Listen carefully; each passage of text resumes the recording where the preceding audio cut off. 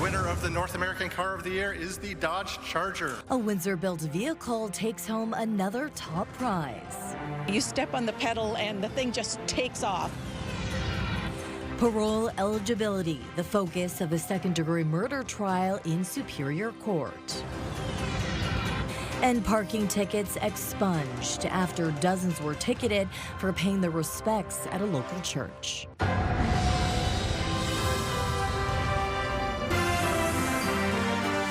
CTV News with Stefanie Masotti. Good evening, and thank you for joining us on CTV Windsor and AM 800.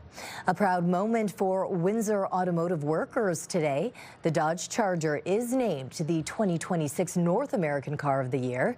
The award signals the start of another Detroit auto show. Let's go there now, where CTV's Michelle Molesky is today. And Michelle, must be some very proud executives in that building.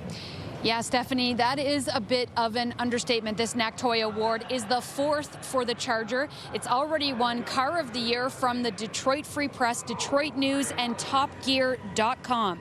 Analysts say the award is deserved, and it bodes well for the workforce in Windsor. The winner of the North American Car of the Year is the Dodge Charger.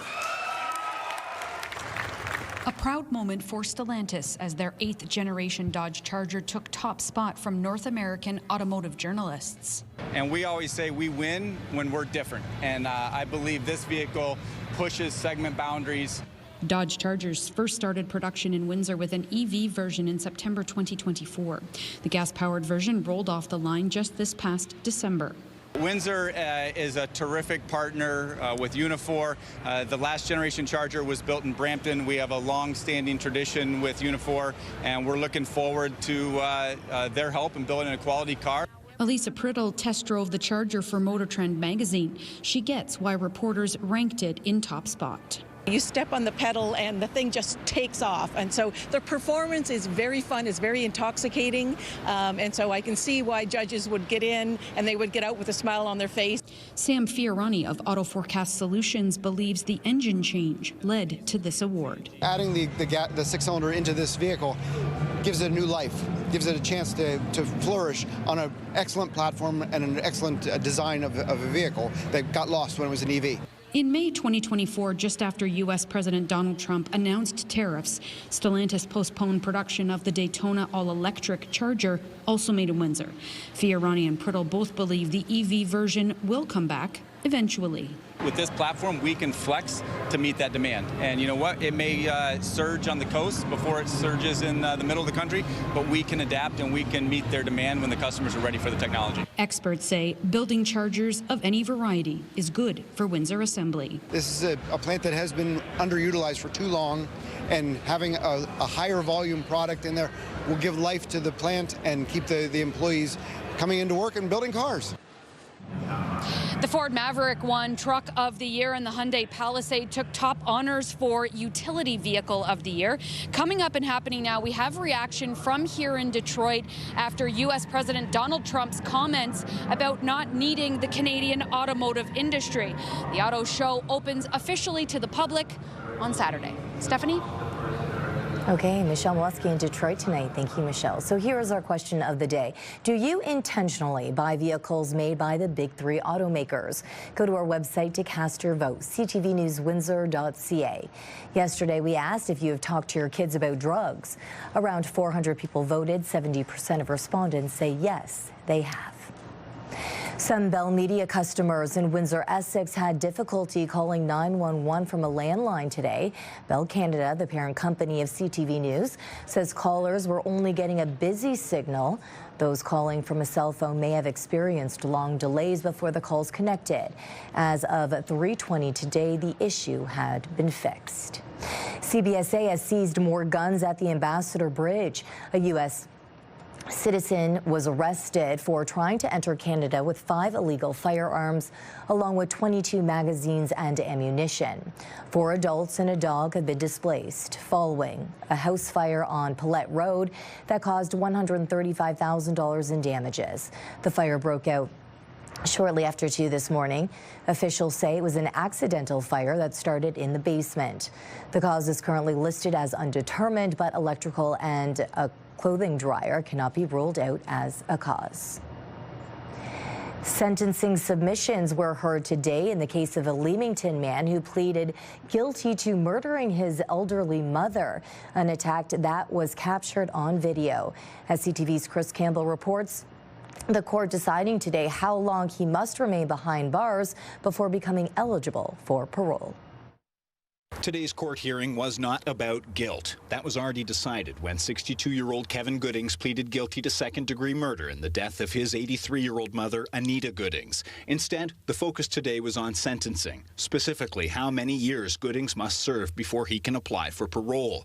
Assistant Crown Attorney George Spartino says matricide, or the killing of one's mother, is incredibly rare. I've done several of these types of cases, but matricide is so rare, and to me, I don't know, it just cuts to the heart of, I don't know, like almost a human soul. To kill the woman who raised you, gave you birth and raised you, I mean, that's just horrible, horrific in my view. The body of Anita Goodings was discovered on the back deck of her Leamington apartment on March 12, 2025. Last month, court learned Goodings stomped his mother's head nearly 10 times, repeatedly kicked her in the torso, and covered her face twice with a pillow. The entire attack was caught on security camera footage. Goodings was arrested 3 days later at the downtown Mission, where he was found using a fake name. The court heard 8 victim impact statements from family and friends detailing the anguish and trauma they've endured. Goodings' younger brother Brian wrote, "Absolutely no one will forgive you for this. The saddest part of that statement is that she forgave you before you were done committing the act." A second-degree murder charge carries an automatic life sentence, but the judge needed to decide how long before he can be considered for parole. A joint submission from the Crown and defense calling for 12 years before parole eligibility. Defense lawyer Dan Scott cited factors like Goodings' early guilty plea, sparing family from trial, noting Goodings did not suffer any previous mental health concerns. Justice Maria Carosia saying his actions were brutal and horrific, determining Goodings won't be eligible for parole for the requested 12 years. Saying in her ruling, "It is clear to me your intention was to kill. There is nothing you can say or do to me that can change my mind." Goodings has been in custody since his arrest last March. Off the top of my head, I can't recall a murder plea or conviction to go from the time the offender's arrested to the day he's sentenced 9 months. I can't recall that. He is banned from ever owning weapons, must provide a DNA sample, and cannot communicate with a list of 10 family members or friends of the family.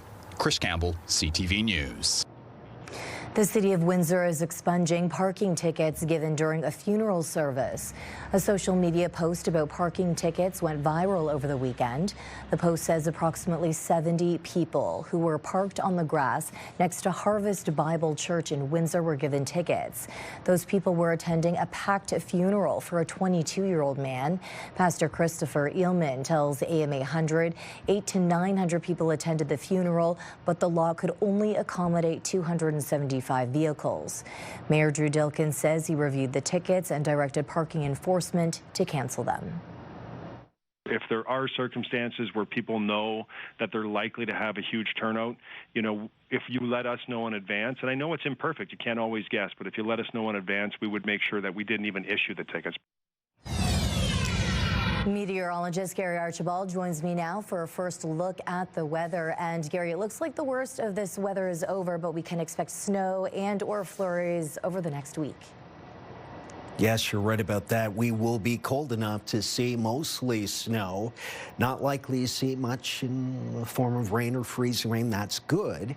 But this system is going to linger, and unfortunately, it's still dragging through Chatham-Kent, heading east for travelers, business or pleasure. Tonight, not the best on the 401 anywhere in our region. Slippery conditions. Behind it, much colder air. Northwesterlies fetching across the Great Lakes means there's some lake enhancement. And then there will be a second and third storm behind that, all within the next 3 to 5 days. I'll break down what you need to know about chillier temperatures as well just ahead. For now, I'll send it back to you at the desk. And you've probably seen salt trucks out during your commute. Municipalities across Ontario say they've had to use more road salt this winter than in years past. And some are warning of potential shortages. CTV's Travis Fortnum is looking into this. So should overall drivers be worried? No, not here in Windsor, Stefanie, but across Ontario, some municipalities are reporting that suppliers are asking them to limit salt use as demand surges. But local officials say Windsor and much of the region is in a stronger position. Part of that comes down to geography and having the source right in our backyard. We do have a contract with Windsor Salt, and they are our supplier, which really positions Windsor and the surrounding municipalities well in terms of supply. We've got a mine right here. We're geographically located right where the source is. So that really does afford us some luxuries that other municipalities that are further away from the source don't have. City officials say having the Windsor salt mine close by makes a big difference with an early start, an icier start to the winter. The city used about 3 times more salt than last year in November and December. But staff say they've stayed ahead of it, reordering early and keeping both salt domes at the Crawford Yard and the Environmental Services Yard well stocked. So far, there have been no delivery delays and no impact to service levels. Typically, over the last several years, maybe 5 years or so, we've averaged about 15,000 tons of road salt a year. Already this year, we've used about 6,000 tons. So that is an early start, but we definitely, we don't know what is ahead, right? We don't know what to expect moving forward. So we'll adapt and we'll move forward and do our best to predict. Looking ahead, the proposed 2026 budget includes about $55,000 more for salt and brine after winter road maintenance costs topped $6.2 million in 2025, including salt, plowing, and contracting services. Okay, and obviously we appreciate what the city does. There's certain streets that need to be salted before others, so we appreciate it, especially on a day like today. I know. Okay, Travis, thank you for this. Mayor Gary McNamara released his first budget since receiving strong mayor powers last year. He is proposing a 2.85% tax increase for homeowners. Some of the largest increases are staff wage increases and creating new roles. The town is also eyeing around $58 million in capital projects. Once accounting for the county and education levies, homeowners with a property assessed at $275,000 are expected to pay around $103 more annually. There's going to be a lot of construction work. As you know, we've dealt with in 2025, and then a lot of those projects are going to continue, and some new ones are going to be there as well. And the budget itself, it's a budget that's there to help build housing. Leamington Council has signed off on moving ahead with major repairs to the Leamington Arts Centre, a decision that's come after months of debate over whether the aging historic building is worth the cost. I see this as an iconic building, to use your word, Councillor Thiessen. It's an iconic building in our uptown. I'm not willing to take a chance on selling it to the private sector because we've seen what has happened. I don't want our town to look like it just was born in 2025. I want our town to look like the history that it's had. Engineers warn parts of the building's exterior are deteriorating and could become a safety issue.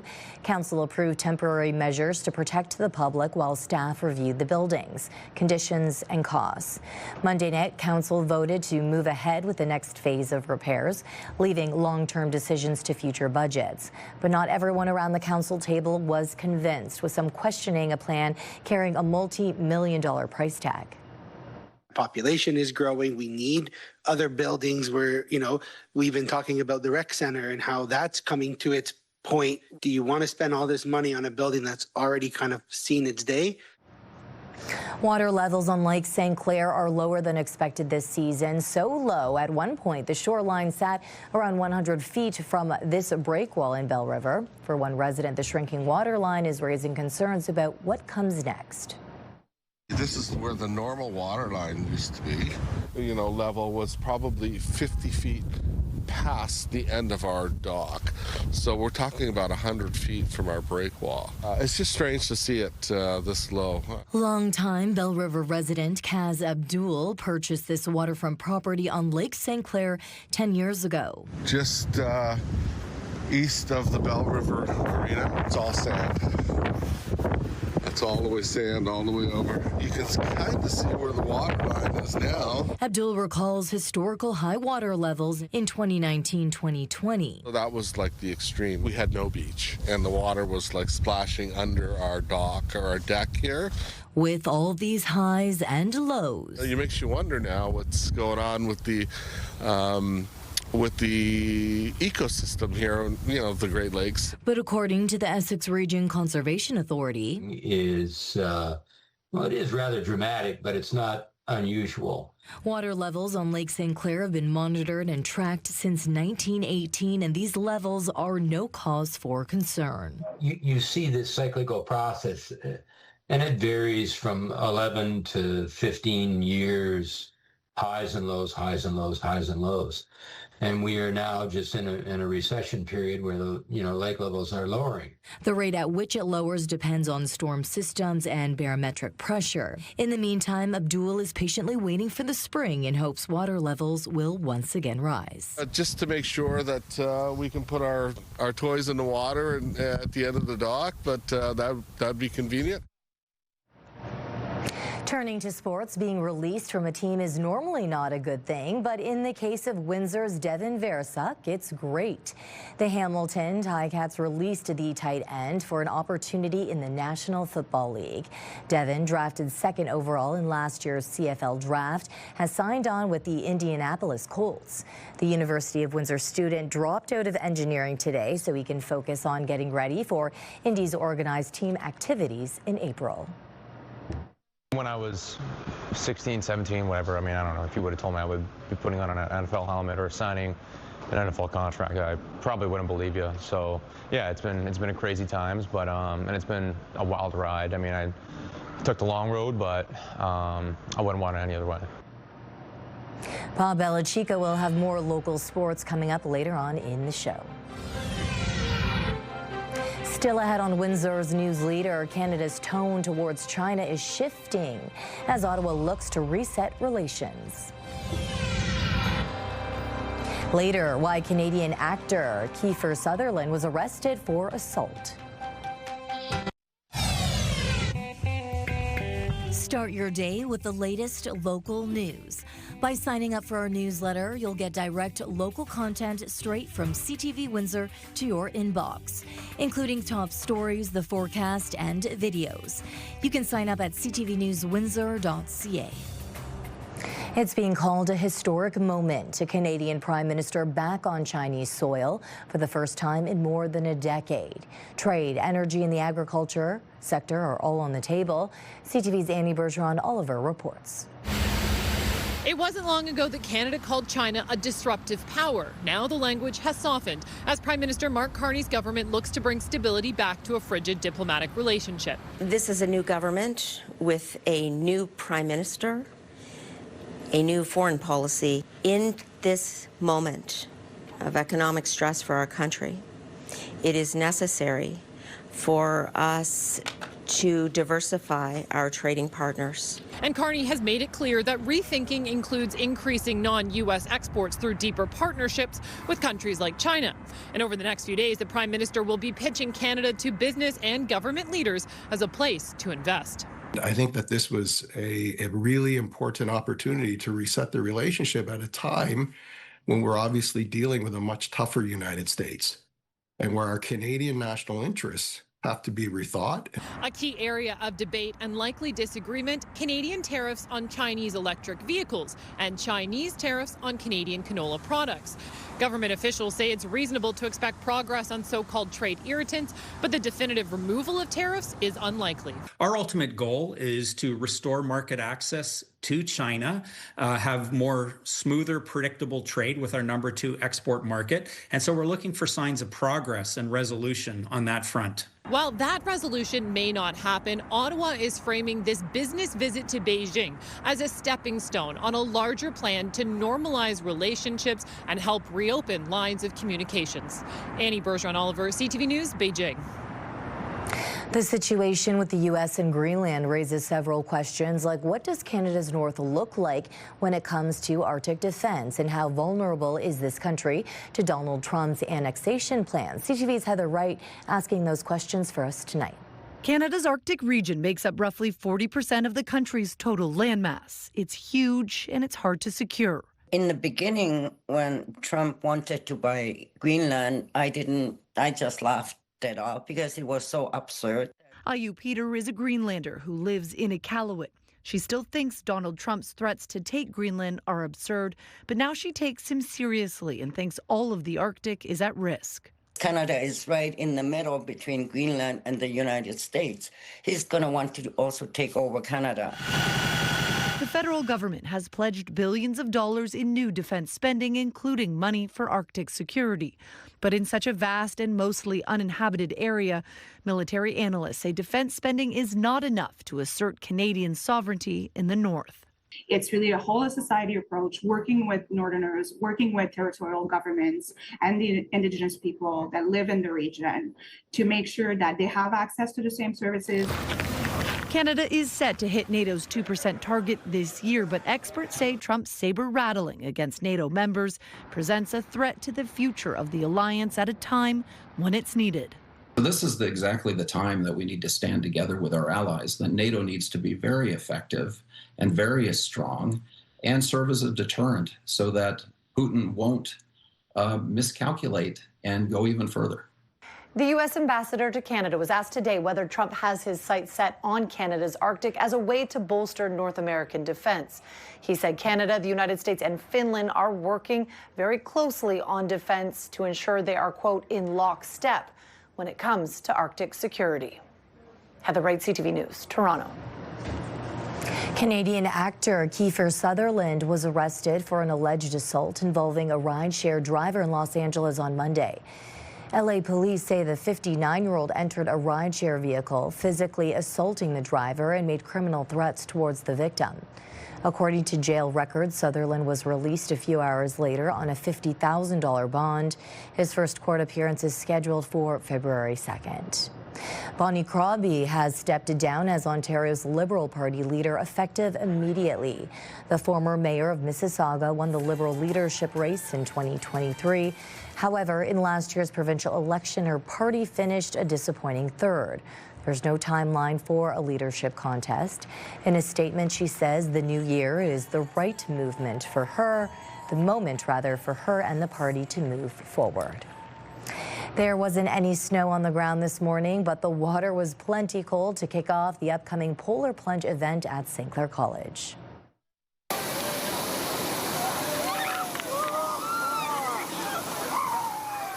Students at St. Clair kicking off the upcoming Polar Plunge with a frigid slip and slide, thanks to help from Windsor Fire and Rescue.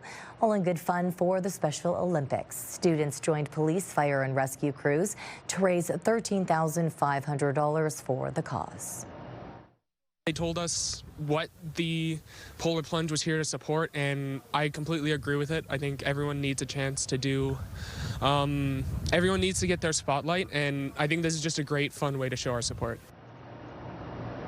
For those living with dementia in our community, support is getting a boost. Caesars Windsor has donated $15,000 to the Memory Cafe, an inclusive, welcoming space where people affected from dementia can gather with care providers and caregivers.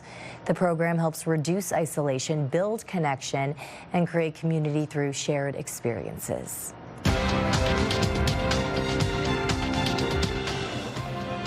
Canada's main stock index is up as gains in the basic materials and energy sector offset losses in technology. In Toronto, the TSX gained 46 points. In New York, the Dow fell 42, the Nasdaq dropped 238. The Canadian dollar gained 0.05 of a cent today. On commodity markets, gold added more than $36 an ounce and oil is up 95 cents a barrel.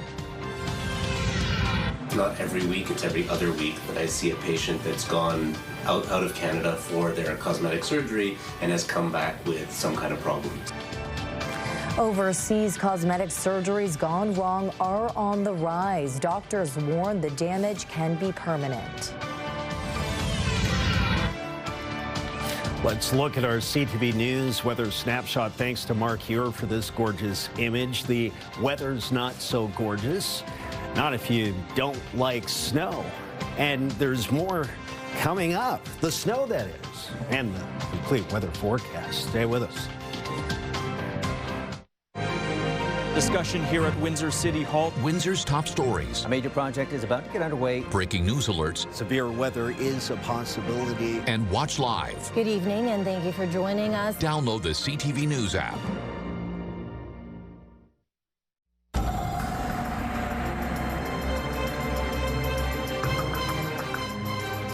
Snowy and windy out there. A lot to talk about. Gary joins me again for an extended look at the weather. Gary.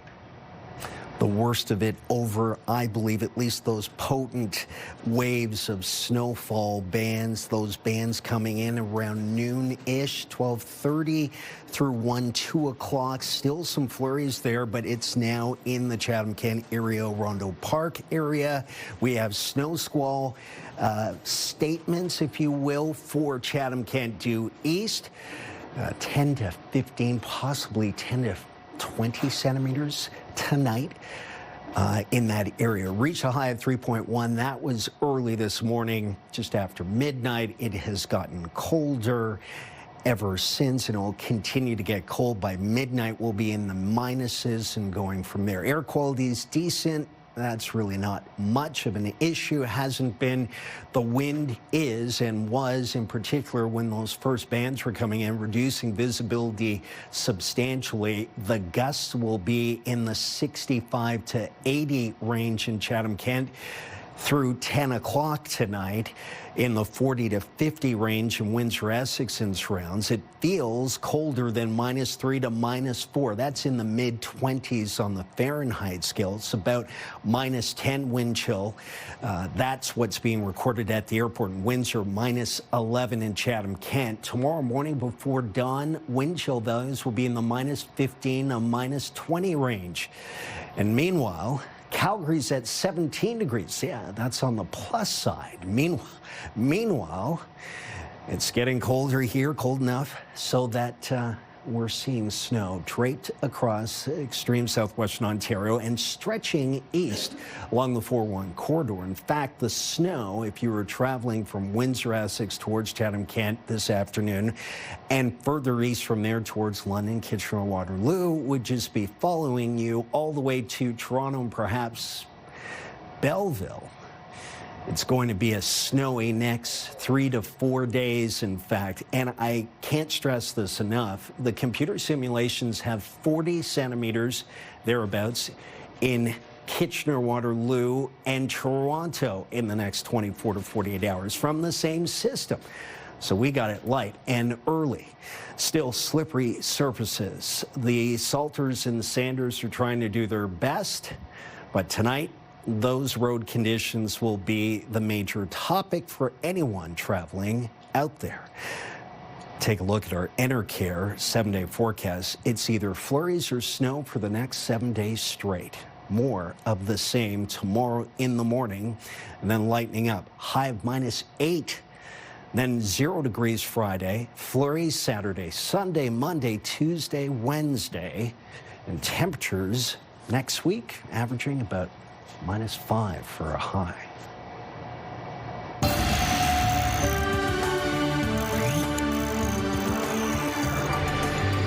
As we showed you last night, sepsis resulting from a mommy makeover in Costa Rica almost killed a woman.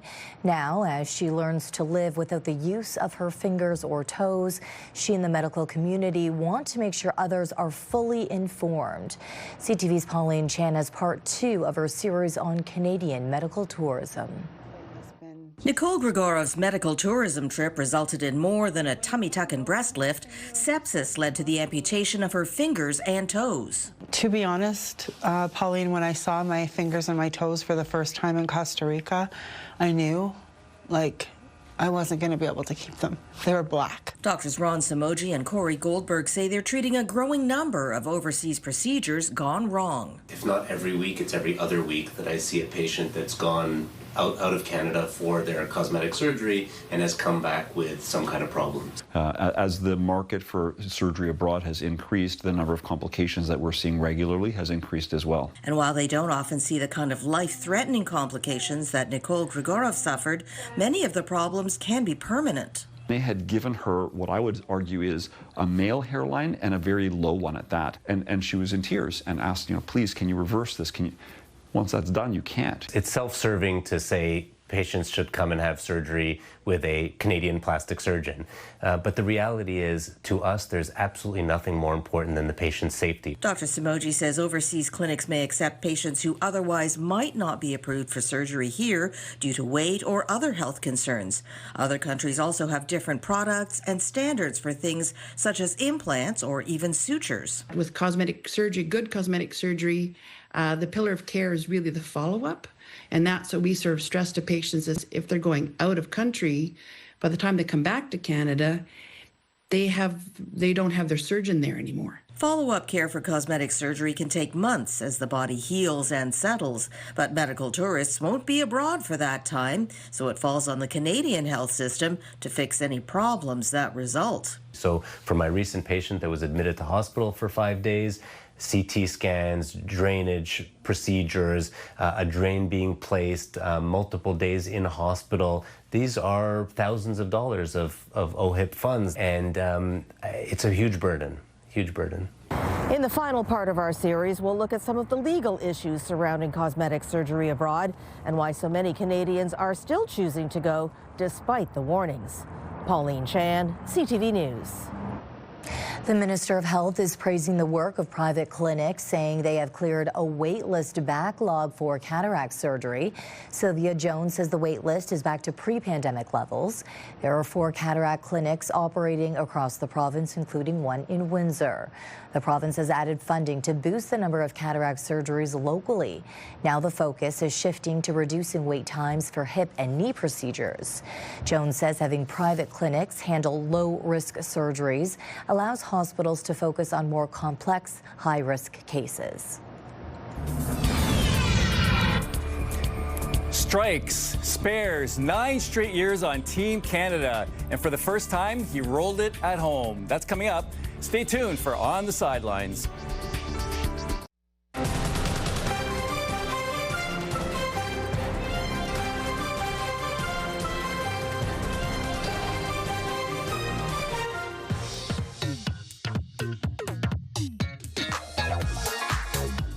We are on the sidelines with Bob Belichico tonight. Bob, as always, you have a packed lineup, but let's start with the Spits and one of their best players. Yeah, lots going on. The midterm rankings are out, Stefanie, and 4 Windsor Spitfires are on it. Ethan Belichez is the highest ranked for this year's draft in Buffalo at number 9. Goaltender Michael Newlove is 32nd, and today is his birthday. Happy birthday, young man. Caden Harvey, forward, is at 178, and our guy, Carson Woodall, is 217th. Knocked down there and a breakaway for Banak. He's in from the blue line. Backhander scores. Oh, that's a backbreaker right there. Tough loss last weekend. The WFCU Center was packed for Sunday's showdown against Brantford. Good measuring stick versus the top team in the East. The Spitfires played a good game until falling into penalty trouble in the third. Spits are in Erie tomorrow, Brampton on Saturday. I told them before the game, if you can't take penalties, if you're going in the box, somebody better be going with you, or it better be a real good penalty. And I would say 5 of the 7 weren't very good. I don't think the scoreboard represented the way we played. Also, I think we played pretty good. There's a lot of penalties and a lot of momentum shifts. So if we can come out there and play our game, I'm not worried about it. I like this guy. Nathan Villeneuve is looking good as a Windsor Spitfire. Traded from Sudbury last week along with Alex Farron from Sudbury. Villeneuve has 3 goals in 3 games with Windsor. He's got skill, he's really gritty, and he loves it here in Windsor. I'm a competitive player. I hate losing, and that's why I'm here. I want to win it all this year, and I think this is the best spot for me to go. We have a good deep team. We could run 4 lines and everyone can score, so that's also nice to see. Okay, so there was a big showdown at St. Clair, and of course you were there. Of course, and it was electric at the Sportsplex. Let me tell you, the women's volleyball team rose to the occasion last weekend. They had perennial powerhouse Humber in their gym and showed the Hawks they are the team to beat.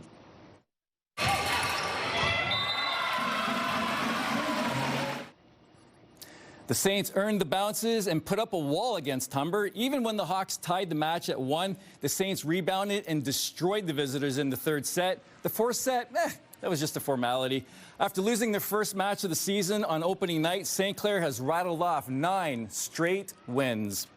We just fell back on our training every single day and kind of took it and ran with it and just played our game. We're definitely a team that everyone's going to be looking at, and now looking at our game tape, looking at our film, and just like being like, this is the team to beat. But we kind of go into it being like, it doesn't matter what team we play. I think every single year we talk about it, and we have been close.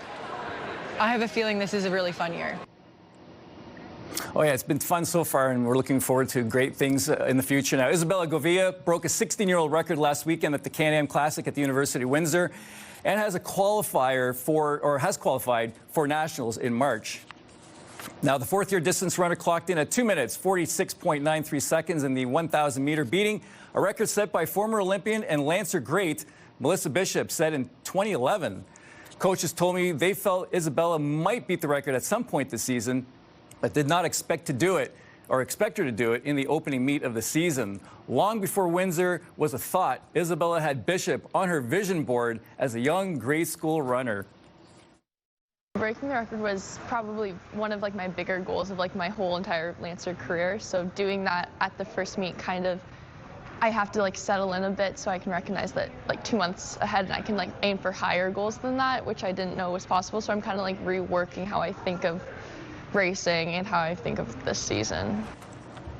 A vision board is key, Bob. Right. Also, a fun game is coming back to the downtown core next month.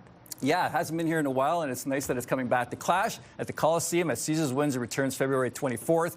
The Express will take on the Sudbury 5. Now, the last time the Express played at the Coliseum was 2017. Lots of things going on, including a tournament called the Corporate Cup before the game at 7 p.m. It's going to be a cup that our partner, UHC, will have opportunity to benefit from. It's a corporate cup tournament, a bunch of older gentlemen, 30 to 45, will be able to register their company and have 8 guys compete. Now, the Express are back home Friday night against the 5. After losing their first 3 games of the season, Windsor has now rattled off 2 in a row. Head coach Bill Jones attributes the turnaround to better fitness, newly acquired guard Shadell Millinghouse, and leadership of reigning MVP Latin Davis. Picking up his stride now, and he and Shadell complement each other. They know each other. They play together, so they'll push each other in the backcourt, and that's what we need. We need competition from within, and then to be able to go out and compete against who we play against.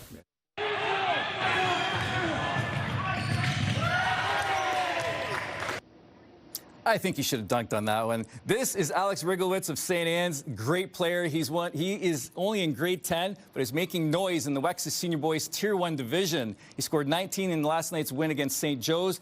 People have mentioned him as a candidate for Mr. Basketball this season, and he definitely has that as one of his goals. When it gets to that point, it's just really getting my teammates involved, trying to get them, use me being monsters as an advantage, to get my teammates open just to win the game. That's something I really want, but more importantly, winning Wexa and hopefully winning Swanson going to OFSA. And finally tonight, a sport we don't talk about a lot on air, but let's go to Rev's Rose Bowl, which was home to this year's Canadian trials. Local bowler Darren Alexander continuing his success at the national level.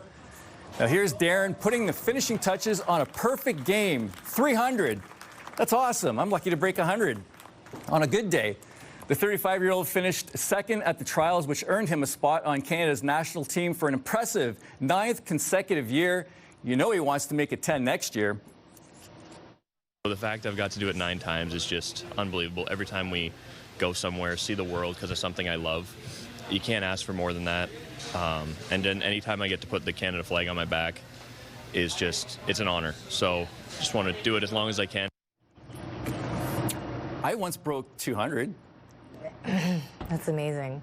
That's amazing. Here, 80, maybe. Oh yeah, 85? way back in my 20s, I got a 200. I bowled 6 strikes, and I thought I was like the man. Yeah, you thought you were going to be on Team Canada. I thought I would be on Team Canada. Little did you know you'd be sitting at this desk one day. Instead, right?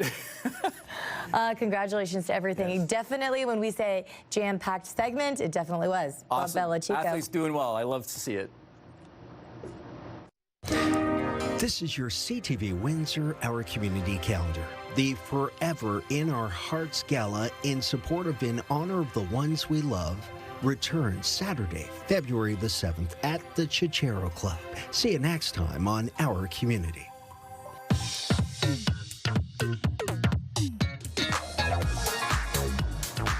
It's time to check in on what's happening now with Kate Otterbein. And Kate, new reaction tonight following comments made by U.S. President Donald Trump in Detroit. This happening yesterday.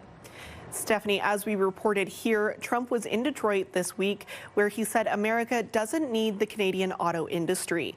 Trump said, again, they don't need cars made in Canada. The comment was made yesterday during a tour of Ford's F-150 factory in Dearborn, Michigan. Trump went so far as to call the USMCA trade agreement, quote, irrelevant to him. It is up for renewal this year. The media asked Stellantis executive Matt McAleer if he had a response to Trump after a Canadian-made vehicle won North American Car of the Year. Here's how he responded. This is a true global car. It is for the U.S., it's for Canada, it's for Mexico, it's for Europe, it's for the Middle East. We have a great partner in Unifor, and we look at this as an incredible vehicle. No matter where it's built, it was designed for Americans, it was designed for Canadians, it was designed for all markets. We have more details on the Windsor-built Dodge Charger taking top spot today on our website, ctvnewswindsor.ca. And we also have local reaction on the Chargers' big win online. Unifor Local 444 President James Stewart says he is thrilled with the win. He added the award is fantastic news for the Windsor Assembly Plant and the city. Stewart says it's a real testament to the members of the plant who produced a great car made with both American and Canadian parts. The Charger was also named the 2026 Detroit Free Press Car of the Year and is getting rave reviews from car enthusiasts. Read the full reaction on our website. And in our social spotlight tonight, we're almost at that point in the new year where you're either thriving with your fitness goals or maybe starting to pull back on consistency. This little guy is giving us some big motivation to reach those step goals.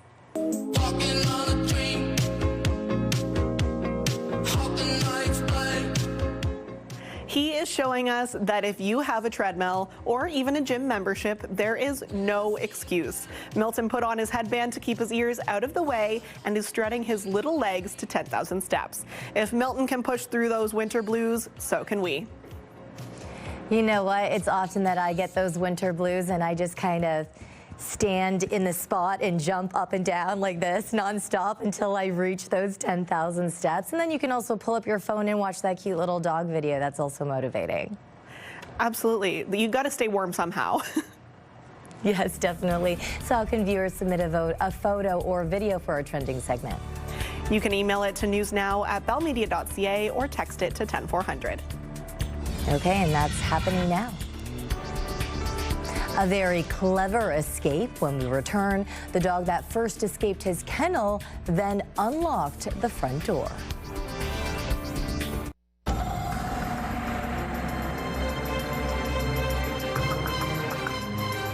Hopefully enough salt has been put on those roads. Definitely slippery out there. That road I was looking at, that was Riverside Drive earlier, say around 2 o'clock.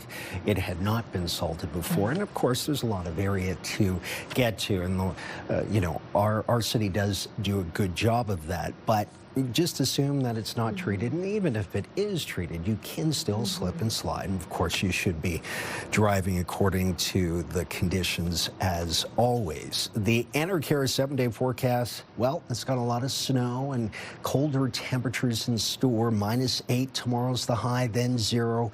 Bit of a bump, -2, then -4 through the weekend, Saturday, Sunday, and then Monday, Tuesday, Wednesday. The maximum temperatures will be in that -5 to -8 region across the region.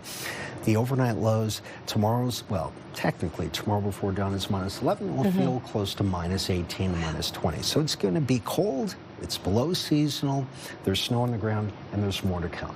Okay. And we ended tonight with an amazing escape from an animal shelter in West Virginia.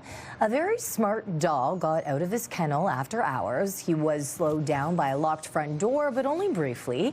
But this clever boy named Dawson can be seen opening the lock with his teeth before he hit the bricks. The shelter says the furry fugitive was found and returned days later. The viral escape video has since led to donations to the shelter, topping some $15,000. Yeah, hopefully with that $15,000, they can invest maybe in a little bit better security so that those dogs don't get out. Oh, my goodness. Yeah, that's why tagging your dogs is very important. So with important. The chip. My dog Dino has done it twice when he was a puppy. Goodness, I live on a quiet street, thank God, because he ran right down the middle of the street the wrong way. Terrifying. About 100 meters before I had to call him back. Oh, boy. And then you Just thinking scolded him about when he got home, so now he knows. Oh, goodness. I lost at least 4 or 5 years of my life that one night. Okay, on behalf of our dedicated team here at CTV News Windsor, thank you for watching. Dino's back, by the way. He's in back, good shape. he's fine, For he's healthy. updates throughout the evening, go to ctvnewswindsor.ca. Oh, and I'll be back with your only late local news at 11. Join us then.